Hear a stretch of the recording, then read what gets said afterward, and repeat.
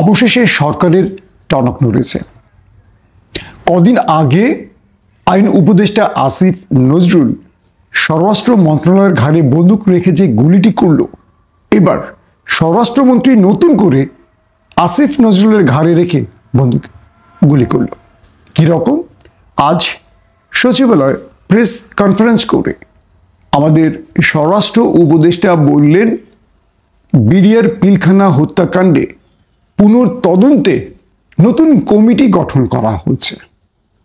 অর্থাৎ যখন এই বিষয়টিকে ধামাচাপা দেওয়ার চেষ্টা করা হচ্ছিল, তখন আমরা যারা সোচ্চার ছিলাম, প্রবাসী সাংবাদিক ইলিয়াস সহ, এবং যখন এই ব্যাপারে পুরো বাংলাদেশের মানুষের মধ্যে ক্ষোভের সৃষ্টি হলো, বৈষম্য বিরোধী আন্দোলনের বেশ কজন সমন্বয়ক তারা আইন মন্ত্রণালয় ঘেরাও করার কর্মসূচি হাতে নেওয়ার ঘোষণা দিল, সব কিছু মিলে স্বরাষ্ট্র মন্ত্রণালয় আজ ব্রিফিং করে জানালো আবার নতুন করে পুনঃতদন্তে কমিটি গঠন করা হচ্ছে। কি বললেন তিনি বললেন 5 কর্মদিবসের মধ্যে নতুন কমিটি ঘোষণা করা হবে। সেখানে রিটায়ার্ড সেনা অফিসার থাকবেন, পুলিশ বাহিনীর সদস্য থাকবেন, সিভিল কর্মকর্তারা থাকবেন সাবেক বিচারপতিদের কেউ, এবং এই কমিটি 5 জন হতে পারে, 7 জন হতে পারে, 9 জন হতে পারে, তবে এখানে সংখ্যায় বেশি থাকবে সাবেক সেনা অফিসাররা, যেহেতু পিলখানা হত্যাকাণ্ডে ক্ষতিগ্রস্ত হয়েছে সামরিক বাহিনী। এটি আজকে জানালেন স্বরাষ্ট্র উপদেষ্টা। এক বাক্যে বলতে পারি, সরকারের টনক নড়েছে। এখন আরেকটা প্রশ্ন তৈরি হয়েছে যে স্বরাষ্ট্র উপদেষ্টা বললেন পুনর্তদন্তে তারা কমিটি গঠন করবেন, এর মধ্য দিয়ে কি নতুন করে এর তদন্ত শুরু হচ্ছে? এমন প্রশ্নে তিনি বললেন এটি এখন আদালতের উপর থাকবে। অর্থাৎ স্বরাষ্ট্র মন্ত্রণালয় নতুন কমিটি গঠন করবে, আর আদালত যদি মনে করে পুনর্তদন্তের প্রয়োজন তাহলে করবে। তার মানে সেখানেও একটা প্যাচ রেখে দেওয়া হয়েছে। অর্থাৎ আদালত মানে কি? এটা ল বিভাগের কাজ, যেটা উপদেষ্টা হলো আসিফ নজরুল। এখন কি করবেন আসিফ নজরুল? অর্থাৎ প্রথমে আসিফ নজরুল তার বলটা স্বরাষ্ট্র মন্ত্রণালয় কোর্টে রাখলেন, এবার স্বরাষ্ট্র মন্ত্রণালয় এই বলটা আইন মন্ত্রণালয়ের কোর্টে রাখলেন। এই দুজন পাল্টাপাল্টি দাবার চাল দিতে চাইছেন। তবে কেউ বলছেন, গতকালকে আমাদের সেনা প্রধানকে নিয়ে ব্যাপক আলোচনা সমালোচনা হওয়ার পর এই পুনর্তদন্তের যে কমিটি, এটি করার ঘোষণা আসছে। হতে পারে এটি সেখান থেকেও কোনো চাপ, কনফার্ম কোনো তথ্য পাওয়া যাচ্ছে না, ধারণা করেই কথাটি বলছি। তো সব কিছু মিলে এই কমিটি ঘোষণার মধ্য দিয়ে বা এই কমিটির কাজের মধ্য দিয়ে পুনর্তদন্তের কাজ আবার শুরু হতে পারে বলা হচ্ছে। যদি এটি শুরু হয়ে যায় সেক্ষেত্রে অবশ্যই ভালো, আর যদি মনে করা হয় সময় ক্ষেপণ করা হচ্ছে বা নতুন কোনো নাটক মঞ্চস্থ করা হচ্ছে, তবে এটার জবাব খুব কড়া প্রতিক্রিয়ার মধ্য দিয়ে আসবে। গেল একটি বিষয়। এরপর দ্বিতীয় গুরুত্বপূর্ণ খবরটি কি? শেখ হাসিনা অবৈধভাবে ক্ষমতায় থাকার জন্য যেভাবে সংবিধানকে কাটা ছেঁড়া করেছেন, এবার অন্তর্বর্তীকালীন সরকার এসে সেখান থেকে একটি বড় সংশোধনী পরিবর্তন করেছে। অর্থাৎ সংবিধানের ৫ম যে সংশোধনী, এটি অবৈধ ঘোষণা করেছে আদালত। তার মানে রাষ্ট্র আবারও কেয়ারটেকার সরকারে ফিরল, মানে তত্ত্বাবধায়ক সরকারে ফিরে গেল। অর্থাৎ শেখ হাসিনা অবৈধভাবে আজীবন ক্ষমতায় থাকার জন্য তত্ত্বাবধায়ক পদ্ধতিটিকে বাতিল করে তার তত্ত্বাবধানের নির্বাচনের যে ব্যবস্থাটি করেছিলেন, সেটি এখন বাতিল হয়ে গেছে। আগামীতে আবারও কেয়ারটেকার পদ্ধতি পুনর্বহাল করা হলো। এই ক্ষেত্রে অবশ্যই এটি একটি ভালো পজিটিভ দিক, নতুবা বিএনপি ক্ষমতায় আসলে এই কাজটি করতো কিনা সন্দেহ। কারণ এখন বিএনপি ক্ষমতায় আসবে, আবারও যদি বিএনপি মনে করে যে এই ৫ম সংশোধনী অবৈধ না করা হয়, সেক্ষেত্রে বিএনপির তত্ত্বাবধানে আবারও নির্বাচন হবে। এটি তাদের জন্য একটা লাভজনক অবস্থা হতে পারে। তারা বলবে তো এটা সংবিধান পরিবর্তন করছে হাসিনা, আমাদের কি দোষ? কিন্তু ডক্টর মোহাম্মদ ইউনূসের সরকার আদালতের মাধ্যমে পঞ্চদশ সংশোধনী অবৈধ করায় আর কারো ঘাড়ে বন্দুক রাখার সুযোগ নেই। এখন থেকে তত্ত্বাবধায়ক সরকার পদ্ধতি ফিরে এলো। দর্শক, এই দুটো বিষয়ের ফাঁকে আরো কয়েকটি বিষয় আমাদের আলোচনার বিষয় রয়েছে। এক, সাম্প্রতিক সময় ডক্টর ইউনূস তার অন্তর্বর্তীকালীন সরকার সবচেয়ে বড় চাপে পড়ে গেছে যে কজন উপদেষ্টা, তাদের মধ্যে অন্যতম আসিফ নজরুল। দ্বিতীয় অবস্থায় রয়েছে সেই আসিফ নজরুলেরই আরেকজন সখ্য ব্যক্তি, আমাদের ফিল্ম ডিরেক্টর ফারুকী। এছাড়া আরো বেশ কজনকে নিয়ে আলোচনা থাকলেও সেটা বড় মাপে নেই। কয়েকটি সূত্র বলছে ইউনূস সরকার এই মুহূর্তে আসিফ নজরুলকে নিয়ে যে সমালোচনার মুখে পড়েছেন এটা তার জন্য সুখকর নয়। কিন্তু আসিফ নজরুলকে নিয়ে এই সরকারের মানে অন্তর্বর্তীকালীন সরকারের যতটুকু সফলতা সব কেন যেন ব্যর্থতায় রূপ নিয়েছে। অনেক উপদেষ্টা নাখুশ তার উপর, এবং সাম্প্রতিক সময় তাকে নিয়ে যতগুলো আলোচনা হয়েছে প্রত্যেকটি আলোচনার দিন শেষে প্রমাণ আকারে জনগণের কাছে উপস্থিত হয়েছে। এবং আমরা যদি একটি ছোট্ট পারসেপশন দিয়ে বলি আপনাদের, আসিফ নজরুলের পক্ষে যারাই কথা বলেছেন সাম্প্রতিক এই কয়দিনে, আমরা দেখেছি তাদের অবস্থা বা তাদের জনপ্রিয়তা বা তারাই কটাক্ষের মুখে পড়েছেন। ধরুন আমি কয়েকটা উদাহরণ দিয়ে বলি।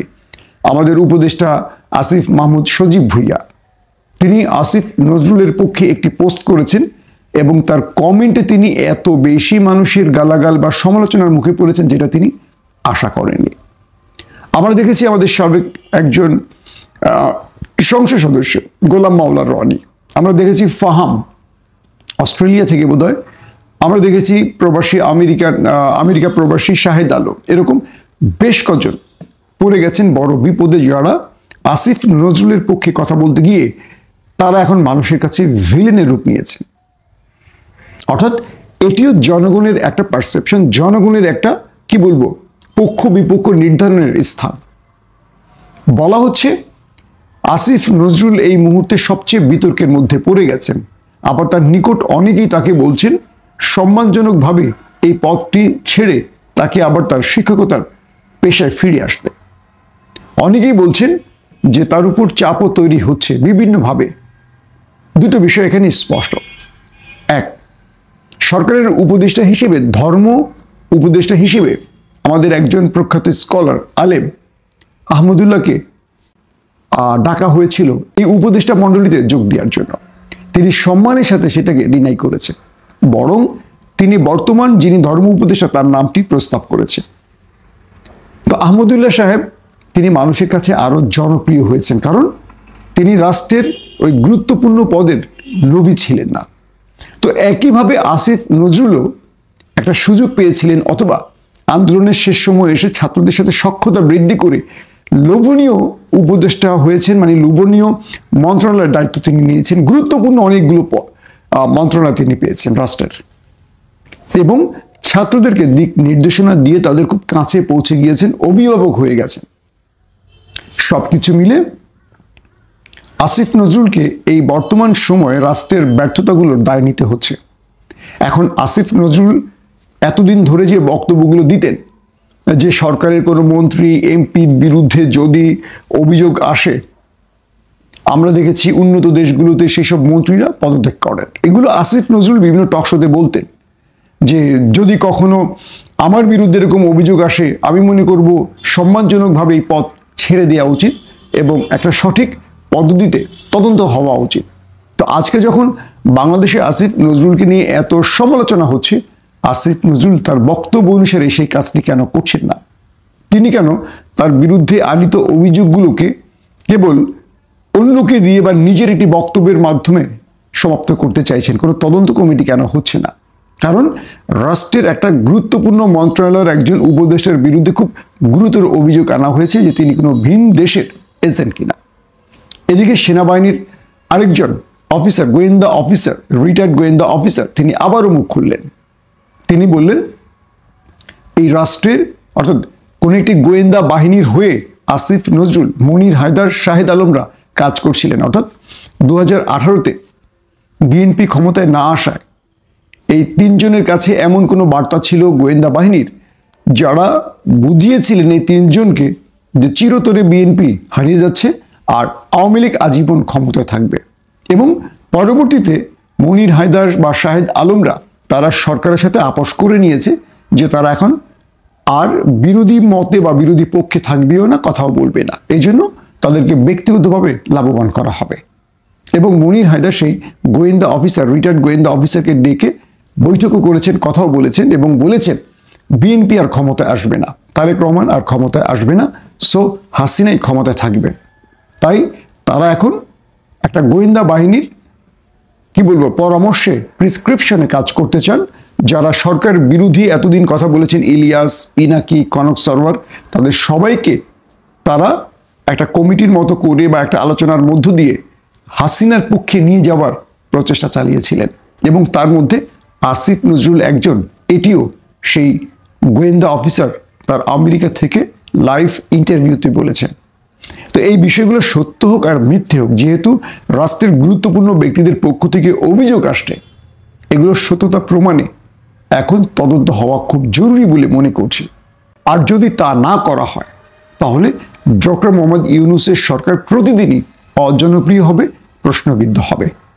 এখন প্রশ্ন হলো, শাহেদ আলম, মনির হায়দার বা আসিফ নজরুলরা যারা শেখ হাসিনা আজীবন ক্ষমতায় থাকবেন জেনে তাদের হয়ে কাজ করার প্রস্তুতি নিয়েছেন বা কাজ করার মানসিকতা নিয়ে সুবিধা নিয়েছিলেন, তারা কি করে বর্তমান সরকারের বা 24-এর গণ অভ্যুত্থানের শিরোনামে থাকবে বা তার বেনিফিশিয়ারি হয়ে বা তার সুবিধা গ্রহণকারী হবে? এটি এখন আমাদের বিচার করতে হবে। বিএনপিকেও চিন্তা করতে হবে, যারা এতদিন মনির হায়দার বা শাহেদ আলমকে তাদের ঘরের লোক মনে করতেন, আজ তাদের চেহারা উন্মোচন করে দেয়া হলো, যেটি বিএনপির জন্য অস্বস্তি এবং তাদের ব্যাপারে বিএনপিকে নতুন করে ভাবার সময় এসেছে বলে আমি মনে করছি। কারণ এই রাষ্ট্রে সবচেয়ে বেশি ক্ষতি করে খুব কাছের মানুষটাই, পাশের মানুষটাই। মনে রাখবেন, বিএনপিকে আওয়ামী লীগ যতটুকু ক্ষতি করতে পারবে তার চেয়ে বেশি পারবে বিএনপির ভেতরে বসে থাকা বিশ্বাসঘাতকরা। তাই বলছি, দেশে বিদেশে, রাষ্ট্রের ভেতরে বাইরে যেভাবে অসন্তোষ ছড়িয়ে পড়ছে, মানুষের অবিশ্বাস তৈরি হচ্ছে গুরুত্বপূর্ণ ব্যক্তিদের ব্যাপারে, এই অবিশ্বাস থেকে রাষ্ট্রকে রক্ষা করতে হলে বা ওই পদগুলোকে বা ওই ব্যক্তিদের রক্ষা করতে হলে একটা সঠিক তদন্ত খুব জরুরি।